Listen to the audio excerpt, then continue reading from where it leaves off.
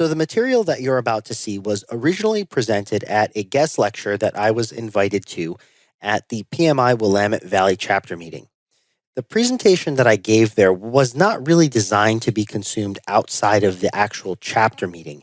And based on the feedback that I received, however, I decided to clean it up a little bit, add a little bit of context to it, and make that presentation available freely on the internet.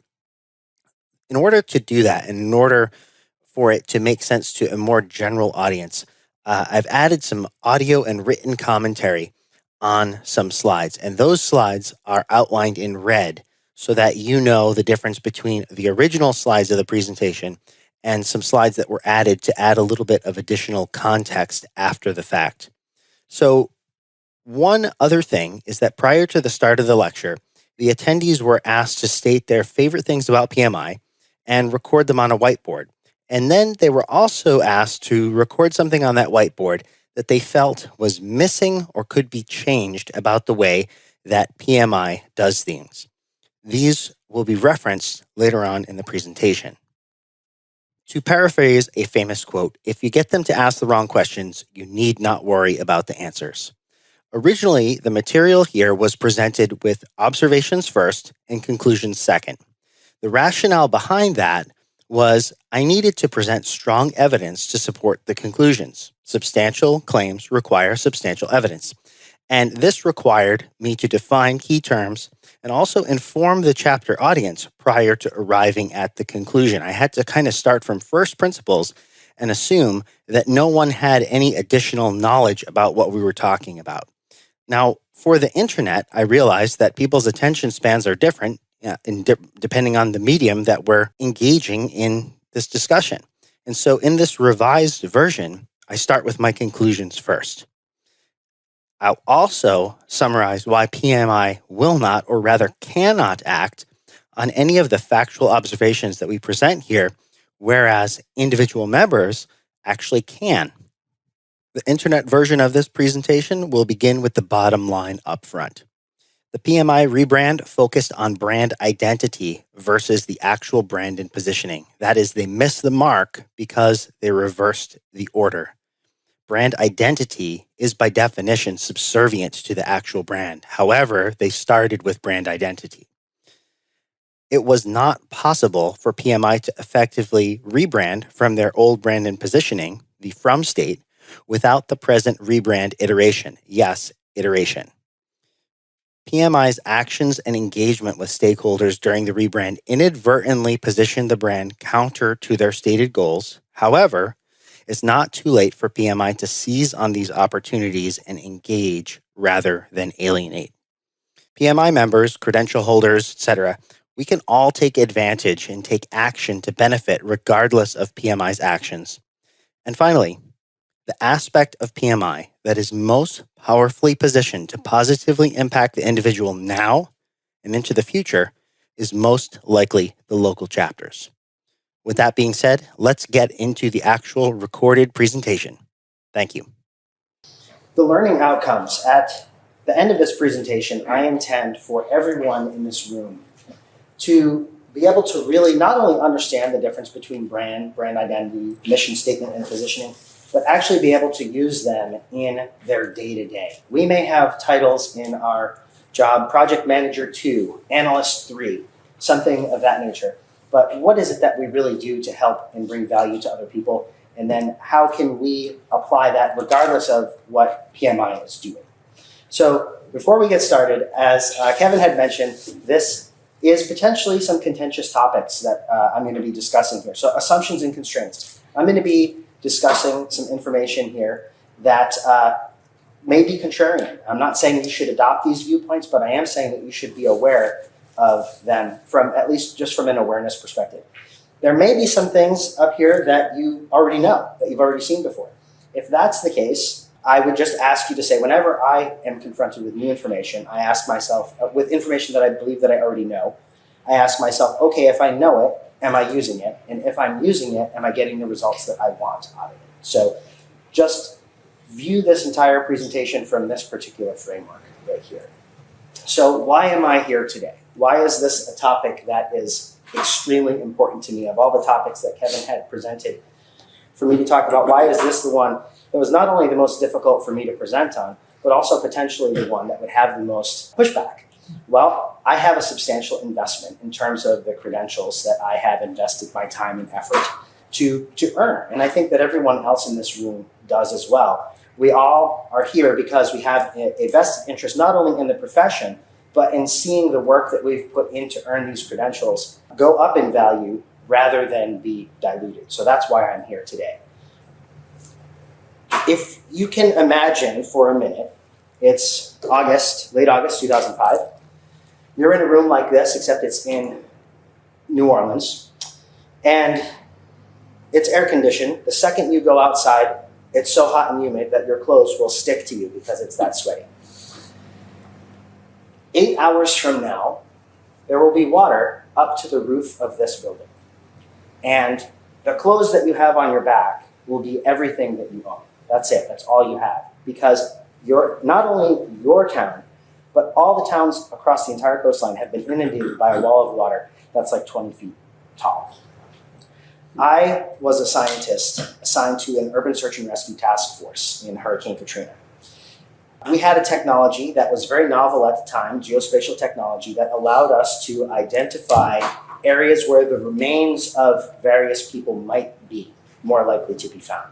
It was an extremely successful technology. We received accolades from the governor, not only of Mississippi, but also from Rhode Island, the state that I was from at the time. Because I was a young scientist and because I had been trained that scientists don't do marketing, my famous last words were, well, we don't need marketing because the science is so good that it speaks for itself. Well, the bottom line, and the reality of the situation, is that science is mute and so are good deeds. That technology never saw the light of day after this deployment, not because it wasn't any good, but because I didn't know how to market it. I didn't know how to present it. I didn't know how to position it. And because of that, other companies that could develop vaporware and they could sell something that they couldn't actually deliver on actually got those contracts, but they weren't actually able to deliver on it. So as you can imagine, that was kind of devastating to me. I let down myself. I let down the team that I work with. And I spent the next decade really understanding where my point of failure was. And it was in marketing and it was in positioning. So I'm very sensitive now to areas when people are making potentially catastrophic mistakes, or not even catastrophic mistakes, but just mistakes where they could be improving something with their marketing because it's so powerful, especially when lives are on the line. So my real epiphany, though, came in 2018, because in 2018, I was deployed to a disaster zone following Hurricane Florence, and I sat right in the hospital over here in an MRI tube, and I couldn't feel my hands. I had gone from somebody who was carrying these two 70-pound Pelican cases to getting off the plane and not being able to pick up my 1-year-old daughter because I had been bit by a mosquito, they later found out, and had West Nile virus. West Nile virus can result from a sore throat to paralysis and death. Unfortunately, I was on the other side of that. As you can see right now, I'm fine. But what that leads to is it led me to have sort of an epiphany of, I have this information, I have this knowledge. If I can help people with it, it's important for me to go and do that. So how do I help? What do I do? Well, I help federal government managers and scientists highlight and improve the delivery of mission essential research and programs. I'm not going to read this for you, but we'll come back to this later, right? Because there's an important thing about this right here. So basically, there are other scientists like who I used to be who don't have the skills to get that information out there to get their programs funded, and that's what I help people do. Now, that's part of what I do. What I'm for and what I'm against. This is something that I find to be extremely empowering for me. But what I'm for is ensuring that scientists and professionals who've dedicated their careers to saving or improving the lives of others can position their work so it's adopted and funded. What I'm against is seeing excellent work be ignored or go dark because it's not positioned effectively. And there is someone who I can't help. The person who I can't help is me in 2005. That person is a scientist or professional who dogmatically believes that marketing is beneath them. I can't help that person. And that is super important as we come back to PMI and branding. So in order to accomplish these things, I have specific values that I hold close to myself. The first one is integrity. The second one is utility, meaning that I'm a utility player, meaning that I'll bring my skills to the table to help you. If it's not my job to help you, it's my job to find out whose job it is to help you. And finally, my last personal value is a willingness to say no. Being able to say no and push back respectfully is something that is essential to delivering a better outcome for the people that I serve. Specifically because saying yes is what too frequently results in them getting in that situation in the first place.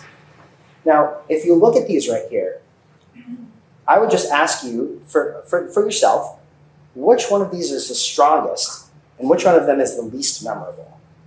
So for me, the first one is kind of table stakes. Everybody can say that they have integrity. That's one that's kind of forgettable. But the willingness to say no, the bottom one, is one that you don't hear a lot. And so for me, that's the most memorable value that I bring to the table, to me anyway, because a lot of people, it's contrarian. And a lot of times something that's contrarian is easy to remember. So as I had mentioned earlier in the original presentation to the chapter, I started with observations and concepts and used those to take the attendees through to the conclusions that I had made in the thought process that went along with those conclusions.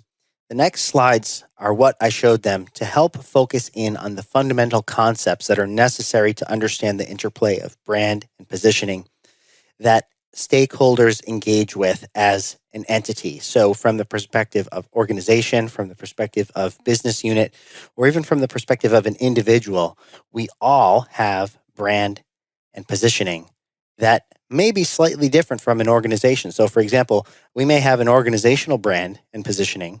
Then we may have a business unit that has slightly different positioning and brand.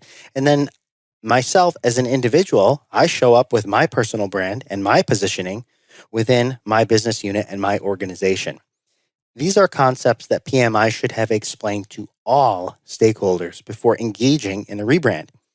The reason why we do something is often more powerful than just informing stakeholders that something is going to take place. Let's see what we showed them. So getting into the PMI piece of stuff, where does this all start? It all starts up here between our ears.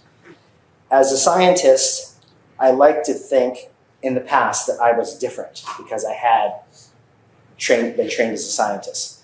But ultimately, I respond like every other human responds, especially because we've only really been working in offices or working in a workspace type environment, maybe for the last 400 years or so. Prior to that, our brain wasn't designed to do TPS reports and to do work breakdown structures. Our brain was designed to do two things: avoid predators and danger and find us food. The brain was not designed to keep us happy. It was designed to keep us safe enough so that we could make copies of ourselves. Running our brain is expensive, though. Our brain weighs about 3 pounds, but it takes up about 20% of that delicious pizza that I just consumed in terms of calories. So our brain constantly is trying to make a shortcut between, is this dangerous or can I safely ignore this? So when we're out there in a hurricane, for instance, sometimes we might see a stick, sometimes we might see a snake. Our brain can't afford to get that wrong. But at the same time, if it puts too much effort into discriminating between that, it's just going to take too much effort for us to do that. So our brain develops heuristics. Can I eat this? Can it eat me? Can I safely ignore this and still continue to exist? The modern equivalent of this, because we are bombarded by so many marketing messages a day, emails, all these other things, is, and we all know we've got emails from somebody at work who we just kind of ignore because we know that we can safely ignore that. We hear stuff on the radio, we see stuff online. Our brain is asking us, running through the question of, what do I get? How does it make my life better? And what do I need to do to get started? We ignore these things at the risk of being ignored ourselves. So let's talk about utility and application for this. It's used by governments to control the narrative. It's taught by the armed forces. It's used by media, used by some marketers. It can be used for good or for evil purposes. And it can be employed with varying degrees of formality. It can be used in a very conversational perspective, and it can also be used with very formal business communications. I've used it for a variety of things. I've used it from communicating with disaster survivors, recruiting mission essential government occupations. It's very, very powerful. To show you how powerful it is, I want to read you some news headlines and show you how framing the narrative can make or break something. So the first one, farmer leads indigenous people in uprising to sabotage military facility. Terrorist vandalizes gentrified neighborhood to show corruption of capitalist society. And the last one is billionaire loses temper in ongoing dispute with mentally ill man. These are all alternative narratives for very popular Hollywood movies. All right, and it's funny. It's funny because these are accurate narratives for all of these movies. But the question is, the large corporations in Hollywood who present them through a very specific frame and a very specific narrative. The large corporations realize that they can't afford to leave the stick or snake question to chance. And if they can't afford to leave it to chance, can we? Can PMI? The big challenge here is in terms of getting everyone on the same page when it comes to that narrative. So what do I mean by that? If we are trying to brand something or rebrand something, how do we make sure our customers, our clients, our employees, and all of their stakeholders get on the same page? We could do it with a project plan like this, but try getting someone whose primary role is not project management to understand what's going on here, not only to understand here, but to adopt it and to really embrace it. Here's a bit of commentary on this. Why is this important? Defining an entity's mission and positioning is challenging, that's for sure. But getting stakeholders to live it is what actually drives results. From the perspective of a project manager, this spreadsheet is a great way to start. But getting all those stakeholders, getting everyone on board is going to come into some limitations with a artifact that is meant for trained project managers. So the question then is, how can you get everyone from assistants to executives to external partners on the same page if the mission, positioning, and brand can't be remembered in the first place? I'm going to show you that in the next slide, but that's really, I felt I needed to add a little bit more commentary on this because this is really important. It's not just producing the output. It's getting everyone in the organization, be they the executive, be they the person who is doing what we might perceive as the lowest level task in the organization. Our job is to make sure that everybody can understand what it is that we're doing. Because if at the end of the day, we have created all of these fantastic artifacts and these wonderful outputs, but only a small fraction of the people in our organization can actually utilize it, can actually understand it, then ultimately we failed. I prefer to start here. This is a 5-cell storyboard of Return of the Jedi. Is everyone familiar with Star Wars Return of the Jedi? Pretty much. If not, we can use any Hollywood movie that was made in the last 80 years, and I can ruin it for you with this 5-cell structure right here. So if you're not familiar with this, you can come to me later and I'll make one specifically for you with whatever movie you want. So we start out with Luke Skywalker in the status quo. As he's beginning, he is a moisture farmer on his uncle's moisture farm. And to be quite frank, he's kind of a loser. He doesn't really have anything going for him. He's not skilled. He has no ambition. He's just kind of there. In a movie, this has to be resolved in 90 minutes. But there are some things in real life, like, for instance, intergenerational poverty, that go on forever and ever and ever in that status quo. And they go on until something happens. The inciting event in Return of the Jedi is Luke's family is killed by the Empire. That causes him to feel powerless. It causes him to be extremely angry. It causes him to be frustrated. Additionally, we get to blame someone for the problem in this particular cell of what's going on. Now, this, as I said, patterns like this in a movie are going to be resolved in 90 minutes. In real life, intergenerational poverty is not going to be solved overnight until they meet someone who can help. In Return of the Jedi, that person happens to be Master Yoda.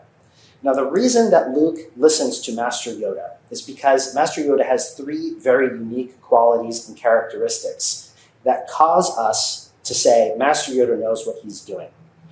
The first part of that key is understanding. Master Yoda understands Luke's problem even more than he does, to the point that Master Yoda understands when Luke is going to fail before Luke even knows that he's going to fail. Expertise, Master Yoda is an 800-year-old Jedi Master, so he's kind of got that taken care of. And a plan. The plan is really important. The plan in Return of the Jedi is use the Force. And the other part of the plan is the Force will always be with you. The reason that's important is because when Luke is training with Master Yoda, he believes that, yeah, Yoda, that works for you, but it won't work for me. That's the first part of Luke's doubt. The second part of Luke's doubt is he thinks that once he leaves Master Yoda, he's not going to have the power anymore. Hence those 2 plans. The Force is with you, and use the Force. They remind him so he can overcome those 2 types of doubt, which is really, really important. You're going to see how this comes back to PMI in a minute here. So finally, Luke has been trained up. Now he has to go prove himself. He has to destroy the Death Star. And that's that call to action right there. He's going to destroy the Death Star and restore peace in the galaxy. So 90 minutes from the start of the movie, Luke has restored peace in the galaxy and become a Jedi Master. Now, what we're going to do right here is we're going to talk about what happens when we position our company as the hero. So society has conditioned us, in Hollywood and every movie that we've ever seen has conditioned us that the hero is the most powerful character in the story. The hero is who the movie is all about. But what happens when we position ourselves as the hero is that we're telling the customer that we are on that same journey ourselves. And the reason that we're on that same journey ourselves, what it means is that we are lacking one of those 3 elements. Those 3 elements of either we don't have the expertise, we're trying to gain it, we don't have the understanding, which if you've ever gone to a doctor who has a lot of certificates on the wall, but has a horrible bedside manner, it doesn't matter what you say because they haven't earned your trust. The last one, the third one, a plan, is kind of challenging to understand because if you have understanding and you have expertise, why is a plan important? Well, has anyone in here heard of Eckhart Tolle? So Eckhart Tolle is Oprah's spiritual guru type person. He has multiple New York Times best-selling books, and I have a standing offer to ask anyone to describe to me specifically what Eckhart Tolle does. No one can describe it. No one has yet taken me up on that offer. And the reason is because Eckhart Tolle can do what he does for himself, but he does not have a system or a plan to create that transformation or that change in another person. And so that's why he can be a great author for Oprah, but he has a hard time explaining that or taking someone else through that process, or specifically getting someone else to understand it. So I have a couple things here that have visuals that we'll be seeing here. I don't know if we can roll the cameras up. That'd be fantastic. Yeah. Oops, wrong way. So what do we do? Where do we position ourselves in? We can't position ourselves as the hero. We certainly don't want to position ourselves as an extra in the movie. But the thing is that we've just described that because the hero undergoes a transformation, they're not actually the strongest character in the movie. The strongest character in the movie is the Yoda. It's the coach in Rocky. It's that guide. The reason that the guide or the mentor, like Glenna the Good Witch, is the strongest character is because they are a rock. They undergo no transformation at all in the movie. They are as strong at the beginning of the movie as they are at the end of the movie. In fact, the role of the mentor or the guide is so strong that their strength in the movie actually transcends death. Think about it. Coach actually dies in Rocky, yet he is still brought back as a guide to Rocky, even beyond the grave. Same thing with Yoda. Glenna the Good Witch shows up for about 5 minutes in all of that movie. What's the plan? Can anybody think of the plan from The Wizard of Oz? follow the yellow brick road, right? Yep, and click your heels together 3 times, right? So there's 2 plans. All these movies, they follow the same thing. So who's the guide? I would say that the chapter is the guide. I would say that the chapter is powerfully positioned to occupy that role of guide. In this document right here, the 2017 Inventing the Profession, the Professional Association of the Future, PMI, focuses on the individual as their target for the future. I believe actually that the guide is, that the chapter is the guide in that transformation of transforming someone from before they are certified to that education, bringing them on to be certified, whatever credential they're going to be. And I'd like to also point out something that I just did there. I just blame society and Hollywood for conditioning us to think in a certain way. They gave us an out. And that's really, really powerful when it comes to our brand and our position. It's something that really, as humans, we're just kind of drawn to. This structure of these stories is thousands of years old. It predates actual written storytelling and goes even into oral storytelling. So it's something that, regardless of what culture we're from, stories from around the world follow this exact structure. So there's something that resonates with it in our brains as humans. That's what makes it so powerful. But then the challenge is people talk about story a lot. I want to talk about how we map it to actual marketing collateral. How do we actually do something with this other than just tell a story? How do we use this information to make a killer brochure, to make a killer website, to actually engage the audience that we need to engage in order to instill in them the transformation that needs to happen to get them from where they are now to where we know that they need to be, even if they don't know it yet. Well, I handed out some documents to you right here. This one is the one that is for Luke Skywalker. And what you'll notice is that 5-cell storyboard right there maps to each of these cells right here on this page. The upper half of the document, highlighted in blue right here, can be used to create fantastic mission and positioning statements. And the bottom half is actually where I derived the values, the key values that I say that I value the most for myself when I mapped out my own story in here.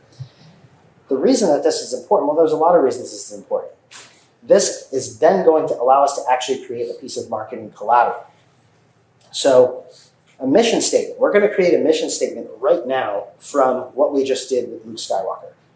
A mission statement can have all of these components, but we're really going to focus on the first 3. And I've attached that mission statement to the back. So I'm going to read this to you. Some of it is in Yoda speak here. So I'm Yoda. I make Jedi Masters. I know that aspiring Jedi warriors face numerous and unexpected challenges in understanding, let alone mastering the Force as they attempt to fight back against the Empire. Created, I have, a training program that can help even the most self-doubting moisture farmer become skilled in the ways of the Jedi and use the Force to help restore peace in the galaxy. With the Force, powerful you will be. Right? Now that is a fantastic mission statement right there. This is larger than you want it to be. You'd really want to hone this down, but for the purposes of this exercise.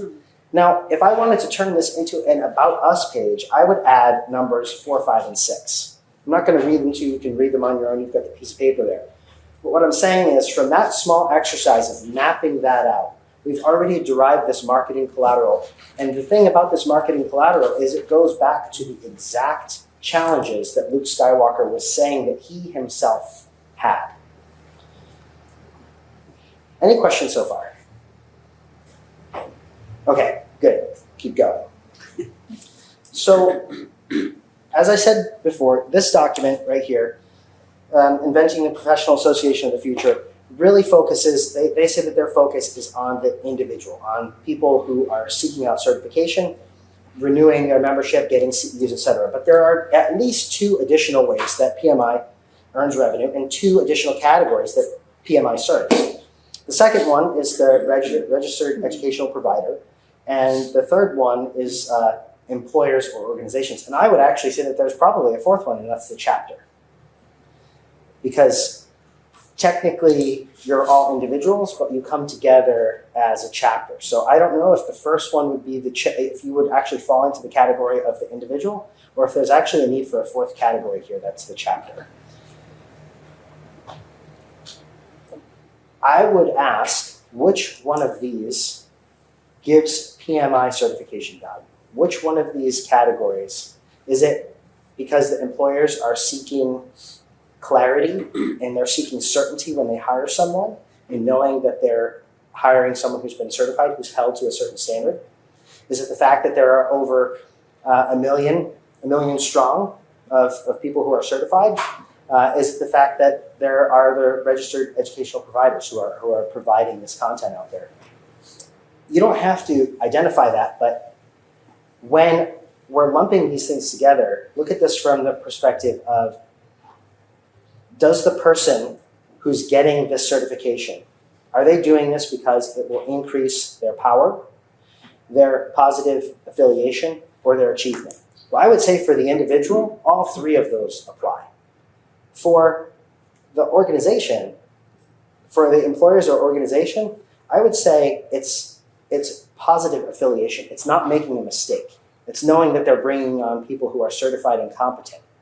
They're not going to get any achievement from doing that. They're not going to get any personal power from doing that, but they're not going to make a mistake either. And the registered educational provider, I'm not really sure which one of those categories they fall into, but it's something that needs to be thought about.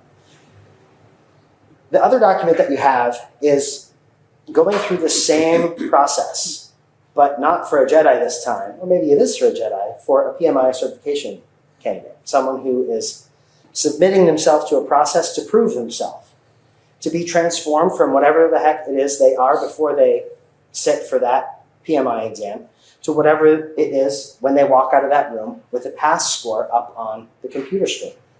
So this is what I derived of what somebody wants as a result of going through this process. I think that somebody wants to be connected. They want to have a network, right? And I see that other people agree with me there. They want to gain skill. They want to distinguish themselves. They want to be in demand. How are they going to do that? They're going to do that by getting certified. What are they going to transform from and to? Well, maybe someone who's seeking change, maybe feeling a little bit lost, to someone who's focused, proven, and in demand. The problem, what's the problem though? Well, the system that the job market makes it hard to stand out. How do you stand out on a resume site? How do you stand out on Indeed.com?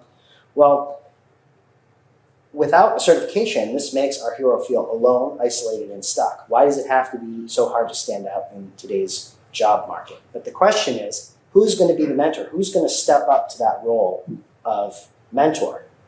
And I put forth, I think it's actually the chapter. I filled out this other document for you, so you don't have to actually read this very small type, but you have that copy right there in front of you. This is all coming back to us right now in terms of the PMI rebrand. The example that I use is non-surgical weight loss. There are two primary inputs to non-surgical weight loss: an increase in increase in the amount of calories you use, meaning you exercise more, and the decrease in the amount of calories you take in, meaning you eat less. The output of that is weight loss. We can measure the inputs and outputs, but we can only directly control the inputs. The reason I said non-surgical weight loss is because, yeah, if I go in and have liposuction or I have gastric bypass or something, I can directly, or if I lose a leg or something like that, yeah, I can directly decrease my weight by doing that. But that's not really what we're looking to do here. The reason that this is so important is because if you get somebody to ask the wrong question, then we don't need to concern ourselves with the answer. What does this have to do with the brand or rebranding, all sorts of other stuff like that? Well, as we mentioned, there are inputs and there are outputs. The brand is an outcome. It's not an input. The brand that we deal with PMI, with Disney, with Volvo, with anybody else, with me standing up right here talking to you right now, the brand is all of your initial internal narratives or your gut feelings about all the interactions that you have with an entity or an organization. The brand is the result of an organization delivering something to the customer and the sum total of all the interactions it took for us to get there. The brand identity is the logo, the iconography, the fonts, the uniform, logoed apparel, all the color palette, the stylescape, etc. These are often, however, mistaken for brand, but they are subservient to brand. And I'm gonna prove that to you right now. So in order to serve on an urban search and rescue task force, you have to go through a variety of academies. You have to go through a fire academy, you have to become an EMT, you have to serve as a probie or a recruit. And during that time, you're transformed in the way that you take in information, the way you comport yourself, the way that you interact with the others that you deal with. And as a result of that, you get a uniform with a logo on it, several logos on it. Taking that uniform and putting on someone who has not undergone that transformation will not turn that person into a trained emergency responder. Much in the same way that changing the logo, the iconography, even adding a uniform will not imbue that organization with the qualities that you want that to have. It's backwards, it's pushing a rope. There is a way, however, to fix it. And that is via positioning. So positioning is the distinctive place that we want our product, service, or organization to occupy in the mind of the target customer. There's a podcast where the vice president of brand management for PMI is talking about one thing that they did to become more approachable, and this is actually positioning, this is actually changing their brand, is at the very next board meeting after their rebrand, after they changed the brand identity, instead of coming to that board meeting in suits and ties, they came to that board meeting in like sweatshirts or apparel, such as yours, logoed apparel that is more casual in nature. The reason they did that is because they wanted to be perceived as more approachable. That is branding. That is branding. And so that's the point that I want to bring home here. So in summary, the brand identity is subservient to the brand, and positioning and results are what ultimately drive the brand. This is the reason that technology that I developed back in 2004 and 2005 didn't make it, because I didn't understand this concept. I thought that by presenting myself in a certain way that the product would sell itself, so to speak. Not the case. So how do we fix this? Well, it goes back to that question, what do I get and how does it improve my life? Positioning formula. This may look very familiar to anyone who has made any sort of user story as well. So this is the basic formula. I'm going to spell it out for you right now from the perspective of a Jedi. I help aspiring Jedis to understand and harness the power of the Force so that they can defeat the Empire and restore peace to the galaxy, even if they are impatient and can't learn fast enough, without the fear of not being able to use the Force once they leave their master. If you want a more business-focused example, I help businesses who are scaling their operations to create and schedule 6 months of marketing content in an afternoon so that they can attract and connect with their ideal customers, even if they hate the idea of being on video, without the expense and overhead of hiring full-time employees.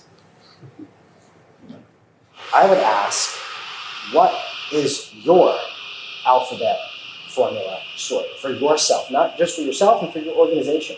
How do you bring value? What do you do? And if you've ever made that user story, as an accountant, I need access to the financial system. This is just reverse engineered from that. So this is actual stuff that is on PMI exams. So it's available. You know, it's super powerful. When I worked for Homeland Security headquarters in Washington, D.C., one of my jobs, or my entire job, was to protect the nation's critical infrastructure and key resources. That means stuff like the Hoover Dam. That means the Kansas City Speedway on a day where there's 250,000 people there. So my job was to look for the needs in any system, anything that could be damaged very easily and cause a large amount of destruction. So I look for potential disruptors because, as we said, we've all made an investment in our certification, in our education. We want to look for disruptors of what could devalue that, of what could allow somebody to come in and be that competitor. So PMI talks about the project economy. This is the core of their rebrand right here. Based on that claim and on that premise, This may or may not correspond with an increase in the number of 1099 contractors versus W-2 employees. If it does increase the number of 1099 contractors, then we have to ask the question, what could devalue PMI credentials in that environment? Is it another competing certifying body? Well, I mean, think about the barriers to entry of that. Anybody can come up with a certification, but to get people to value it goes back to that original question of what gives the certification value. It's very hard to come up with a competitor from that perspective. Even competing certifications such as the US government's FAC PM certification, which is what is identified by the federal government as the gold standard. The thing with that is you can't get it if you're not in the federal government. So if you're a contractor, they still value the PMP or similar certifications. So it's not that. There were no certified PMPs present during any of these things. And I say this as someone who has invested a huge amount of time and money and effort in becoming certified. So it's the transformation, or is it a permission that we're bringing about here? Ask it another way. If you were going to go rent out an Airbnb, would you value more a property that has been certified by the county or an Airbnb property with 100 5-star reviews plus from super satisfied guests? This is what PMI can do to add more value to their certifications with the claim of the project economy. Why not both?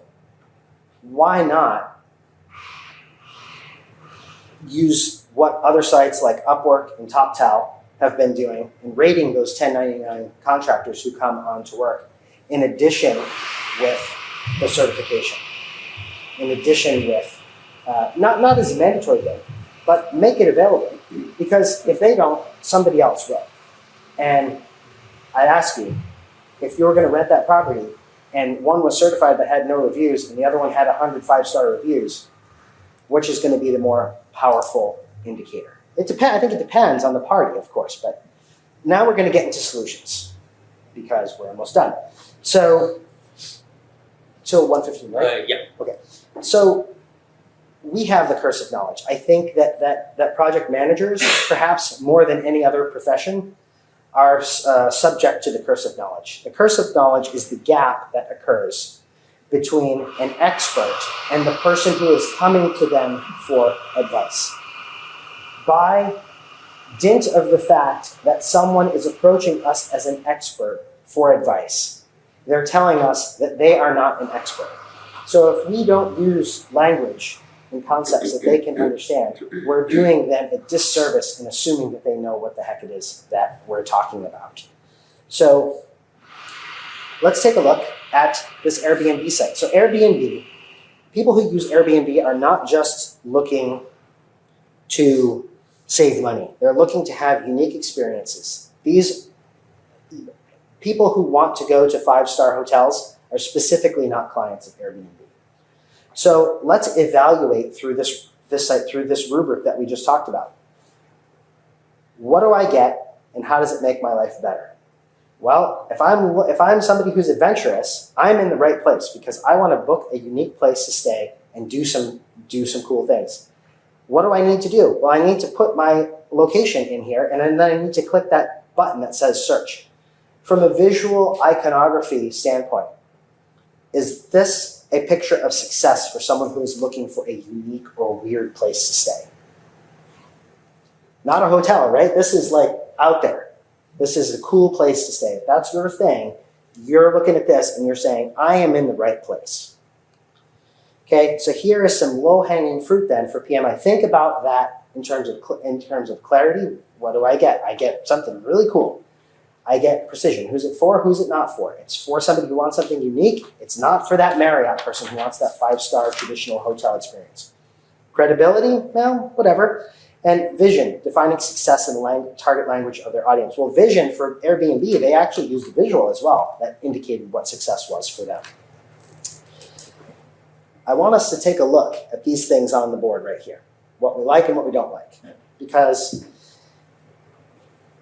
in episode 439 of the PM podcast, Cindy Emerson, who's the Vice President of Brand Management for PMI, says that out of the tens of thousands of stakeholders that they surveyed, the 3 words that were most meaningful to these tens of thousands of people as it referred to PMI were bright, fearless, and nurturing. None of those words appear on there in terms of what it is that you all like the most. In addition, in the slides that I'm about to show you, these words don't show up either, right? So I'm not going to, ding PMI circa 2009 because that's just not fair, right? But I'd like to point out, if you ask yourself the question, if I am coming to this site as someone who knows nothing about PMI, can I answer the question very quickly? What do I get, and how does it make my life better? No, you can't. It's a junk drawer collection of stuff that they're offering to you. Now they've made an improvement here. They've certainly made an improvement with this rebrand in terms of clarity. These are some screenshots that I grabbed in preparation for this presentation. The question that I'd ask as you look at this, number 1, does it use any of the words that PMI said were important? Does it use any of the words that you all said were important? Who does this align with of the 3 targets that we talked about? Does it align with the candidate, the individual? Does it align with the REP? Or does it align with the org, the organization? The challenge that I have with this is that on the homepage, you should not make people use a lot of cognitive energy to figure out what it is that you're offering. And so what I've noticed is that PMI does rotate these. And this was probably from about a month ago. I haven't seen this one since. So what that tells me is that they're testing to see who's clicking on these things, and they're filtering out the ones that are not getting a lot of clicks, which is fantastic. All right? I'd like to contrast this with the AWS certification. So AWS is Amazon Web Services. It's an exam that you have to take every 3 years. I've also sat for this one. And the interesting thing about this one is that, well, in addition to, let's look at the language on this first. And I realize it's hard to see, but do we see what we get here? I wanted to add a bit more commentary to this AWS screenshot. Let's talk about the friction or the barriers to someone actually getting started with this examination. Number 1, the benefit. Well, the benefit is to validate technical skills. Who is it for? If we examine this, can we figure out who this is for and who it's not for? What does it test? What motivators does it align with? Now, I would like to contrast this with the PMP. It's not schedule an exam. There's a substantial list of action items that need to happen before you can even sit for the exam. So if I'm on this page for AWS Certified Solution Architect, or if I'm on the page for PMP, then chances are I have not already achieved that certification. Because if I had already been certified, then I'm not going to be on this page to begin with.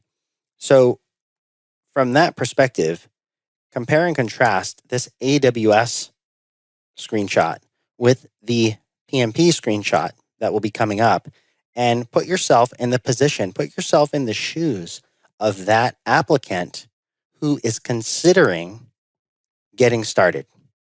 And ask yourself if you feel like you understand more, number 1, what the process is, number 2, what you're going to get, number 3, if you're even in the right place with the AWS versus the PMP. As I said before, I think that AWS could refine this a little bit more, but I think that they do a pretty darn good job of letting somebody know that they're in the right place, letting them know how to get started, and letting them know what the benefit is. Let's contrast that with this. This is the PMP. This is the certification page for the PMP certification. The challenge that I have with this is that in order to understand this, if I'm on this page, then by definition, I probably don't have a PMP certification as of yet. The copy on this page abstracts the PMP and compares it to the CPA exam, which they don't define. In order for me to now understand what's on this page, not only do I have to understand what a CPA is, but now I have to compare that. And I don't think it's an apples to apples comparison, because a CPA is recognized by regulatory agencies in all 50 states, territories, etc. So what can they do? What can they do with this, right? First is, I think, for the recommendation for number 1 with that language, I'd like to see all info on that page should be able to stand alone on its own. That's the curse of knowledge right there. Whoever wrote that copy has the curse of knowledge. They should be able to explain that clearly and concisely in customer-centric, individual-centric, benefit-driven language about why that's so important, what they get, how that's going to advance their career. Not make a comparison to something that's really not maybe the best comparison. The second thing is that if we do a search for PMP, we'll just use PMP here, PMP terms versus AWS terms, a lot of times the search results that come up for the PMP terms will focus on how to pass the exam. Whereas for AWS, we have a lot of definitions, but then we also have demonstrations of how to use that technology. So I think that they really need to focus on the certification being a transformation rather than a permission. I think that that's something that PMI has a huge amount of value that they could bring to the table. Kind of like you're at the very beginning, you're like, why would I want to work all the way to even be able to sit for the PMP rather than I'm ready for a PMP, kind of like it's bringing it further back. Right. Kind of thing. Yeah, exactly. Because we've all searched for stuff related to PMP, and it's how do I pass the exam, or stuff related to that. Show value by showing how that stuff is actually used in the wild. Like Amazon does a great job with that. So this one right here, same questions. What do I get? How does it make my life better? I think the most important question on this screenshot right here is the language on this page organization-centered or stakeholder-centered? Is the language on this page focused on PMI themselves as the hero? Yes. Or is it focused on the person who they want to transform? So I would say to fix this page, make the language more individual-focused, more stakeholder-focused, rather than organizational-focused. There's a time to be focused on the organization, but the homepage is not that place. That's where you want to focus on that. So another thing in terms of core values. So PMI is driven by a clear mission and an underlying set of values that drive how we act, et cetera, et cetera. The mission is so clear that I can't find it on this page. It's so clear that it's not. It may be in the About page. It may be somewhere, but I think that from a perspective of if they're saying it's that clear, it should be easy to find right here. So suggested next steps for PMI and for individuals. So I think that PMI really needs to, and I've searched the forums for this. There are people asking, what was the business case for the rebrand? And people in the forums are not giving very good answers in terms of, they're kind of dancing around it. I really think that if PMI is going to abide by the principles that they espouse, then they should publish the business case for the rebrand. They should, show how the sausage was made. Or they should say, hey, you know what? We focused on visual identity. We focused on brand identity. We're not actually focusing on changing how we're perceived by that.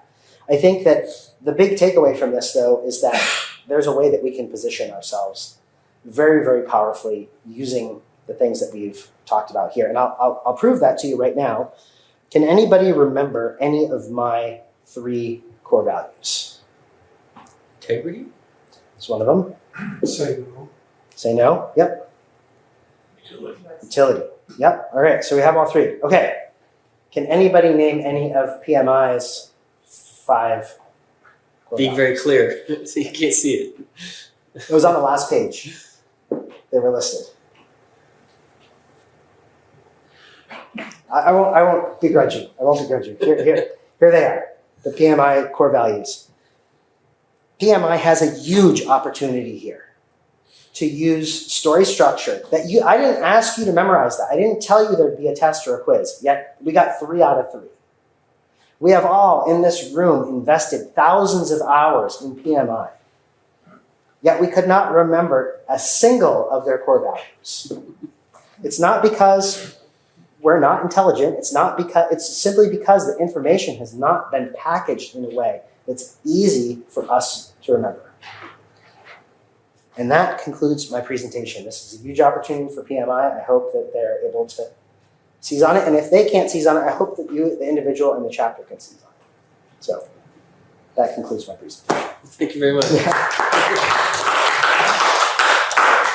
First question to kind of start off. You talk about the hero journey. I'm curious who your Yoda master was that helped your transformation. Ooh, yeah, I didn't have one at first, but that's a good question. I would say it was actually a gentleman by the name of Brian Tracy. So I started listening to his stuff driving, and just took that path and just started like a podcast or something. Yeah, it's just audiobooks. Like, okay, this was like in the day 2005, right? So you had CDs. Yeah. You put in the car and then you drop one, and right. So a whole book would take like 4 CDs, to then you scratch it and you can't. Yeah. So from him, it just went from there. And here's the thing: I had to become. Marketing was anathema to me as a scientist. It was beneath me, or so I thought. I have become that which I detested, right? Think about that, right? So in order to help the agencies that I help, and in order to do, I had to develop a skill set that I didn't care for, So Brian Tracy started that journey for me. Would you still consider yourself a scientist, or do you consider yourself a new identity? I would actually consider myself more of a positioning expert now. And I can help scientists because I know how and how to manipulate them. I hate to say it, but yeah. Other questions? Other question I had is, it seemed like the difference for me, at least in thinking about PMI's values that you have there, is also kind of connecting it to a person. At least for me, makes much more importance. Like connecting it to you is like you're more important than a faceless corporation, I guess. So to me, that kind of translated to we need to make that kind of personal connection between people. Right. Like us as a chapter, like we have all these things that people like. We're people here. I think that's kind of what I take away from it. Is that right? So think about what you wrote on this board here in terms of that sense of belonging, that sense of the people, and then what you don't like in terms of that isolation or the lack of inclusion between, or the vibe between the local and the global brand. Mm-hmm. One of the weaknesses that I see of PMI is that lack of approachability. They are not subject to wrongdoing.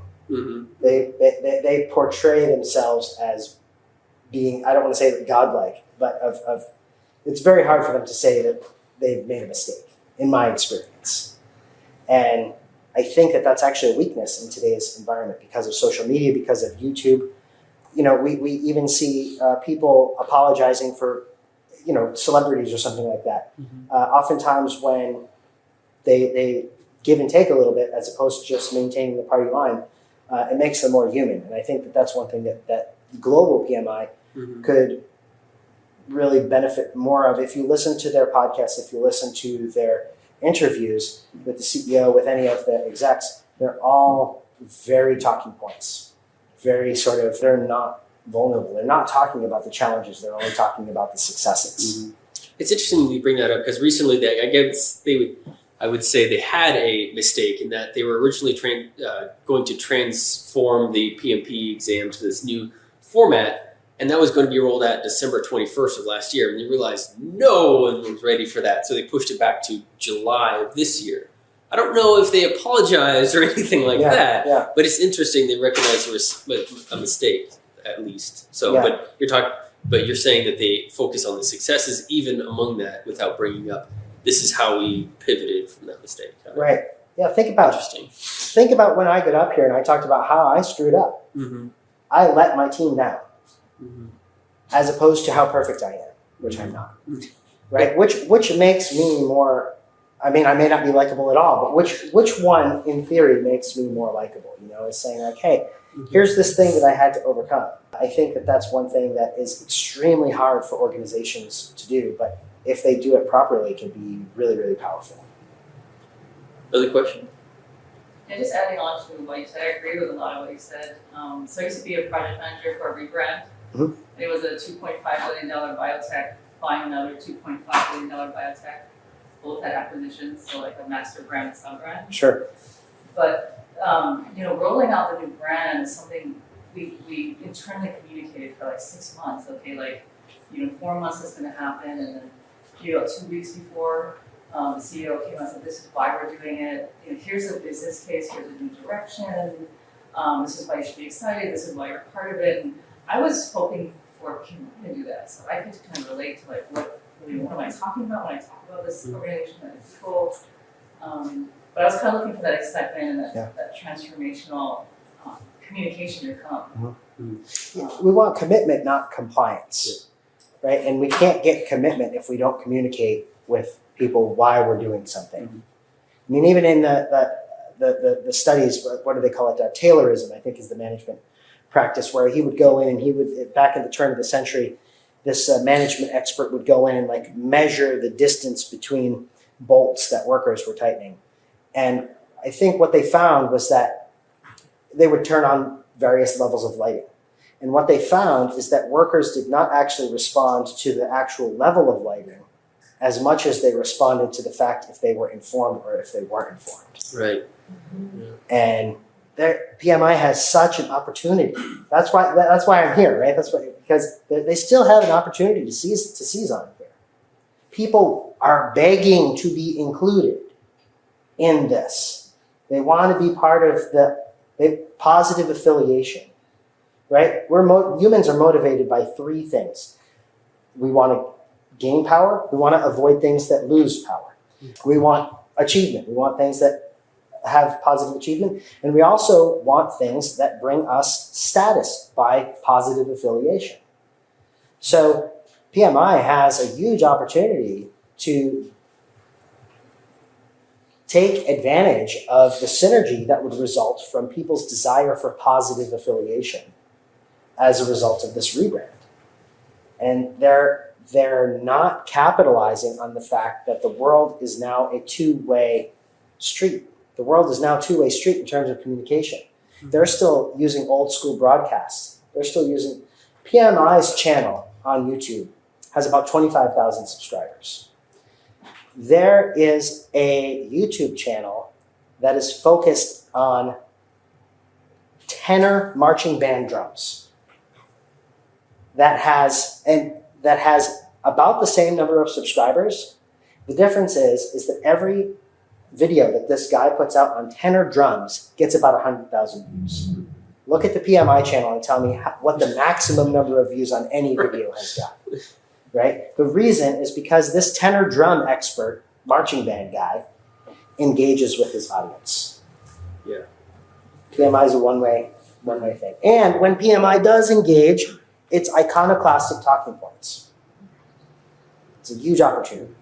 I really appreciate you bringing that up because it really changes my mindset of how we need to approach from a chapter, of course, but also, I guess, in our connections with our company as well. I don't think it's just one-sided in PMI, so it's really interesting. All right, well, thanks again, Anthony. Appreciate it. Anthony doesn't know it, but one of the reasons. So this concludes the recording of the presentation that was given during the PMI chapter meeting. I want to add some commentary right now. Some commentary on action items, some commentary on predictions. So at the end of the day, certifications ultimately provide a stick or snake value as well. So certifications are a stick or snake heuristic for employers. They provide a certain level of assurance and certainty that the person that an organization is considering hiring has passed a certain standard. An example of this, certifications are really valuable if the person or entity evaluating the credential holder is also not an expert in the field. So, for instance, if there is an HR professional or a committee that's hiring a new board-certified surgeon, they would need a much higher level of expertise to evaluate candidates in the absence of the board certification process. The board certification process tells that committee that the candidate has a certain level of expertise, that they are certified in something. Now, absent that, they would need another board certified surgeon to evaluate expertise, because expertise can generally recognize other expertise. I realize that that is a sweeping generalization, but ultimately it provides us with a shortcut. And that shortcut is really valuable, but it can sometimes create situations where we have false positives and false negatives. So to make this an even more controversial presentation, let's talk about PMI won't heed or acknowledge this guidance. And quite frankly, this is not a fair question because PMI can't heed this guidance. The information here is correct, it's actionable, but ultimately, I'm just not the right person. You see, old school command and control institutions are notorious for only acknowledging guidance, suggestions, and solutions from the quote-unquote right people or organizations. Let's take the example of John Harrison, who was a self-educated carpenter and clockmaker. In 1714, British Parliament offered a reward of £20,000 to anyone who could solve the problem of calculating longitude for naval vessels.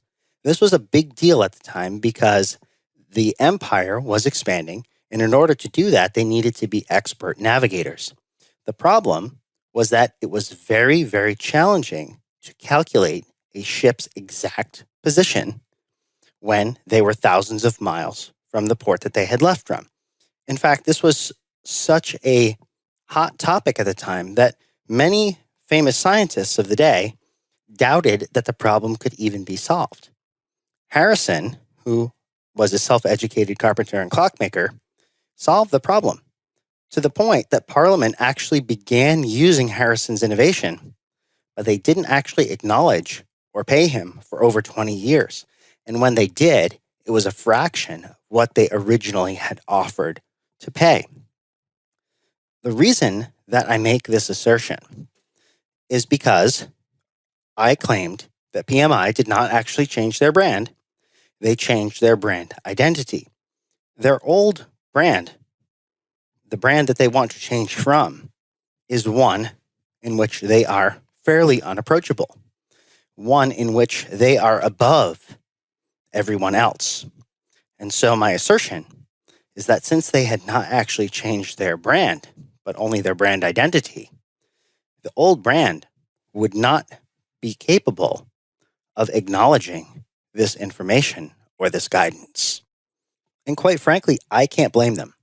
I believe that the vice president of brand management faced a substantial uphill battle, not only in terms of stakeholder management, the from state that they started in, old school thinking, and also what I believe to be design by committee that ruled the day in the rebrand. You see, in order for PMI to change how they're perceived by stakeholders and those they serve, they first had to change themselves.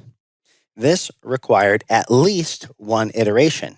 And to put this simply, it would have been impossible for the organization to even recognize the desired to state in the from state where the rebrand began. Bright, fearless, nurturing.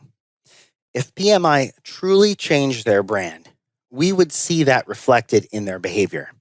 They would be receptive to and take action on the material presented here, what people are saying in the forums, etc. The old, unapproachable PMI would minimize, downplay, or ignore this information as looking right is paramount to the old PMI. To ask a question, did you feel included in the rebrand effort? Do you presently feel that PMI is offering you a chance to engage as a result of the rebrand? Have they really changed their brand or just changed how the brand is visually represented? The old school command and control PMI brand values looking right more than being or doing right. And by right, I mean effective and of service.